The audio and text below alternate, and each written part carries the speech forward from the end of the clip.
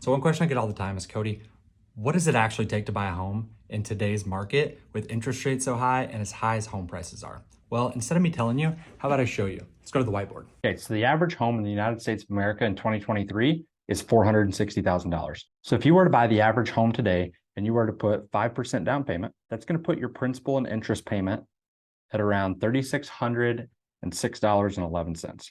Now, also included in that mortgage payment, you're going to have around $165 a month for homeowners insurance, around $458 a month for property taxes, around $75 a month for private mortgage insurance. The average interest rate in the United States today is around 7.25%. So that means that once interest rates do come down, you're going to be able to obviously lower this payment significantly. Back to the point at hand here, your total mortgage payment is going to be around $4,304.11. So you're going to take that mortgage payment, and the maximum debt to income ratio on a conventional loan is 50% debt to income ratio. So you're going to take that and you're going to multiply it by 2, and that's going to be your minimum household monthly income before taxes. And that's if you have no other debt.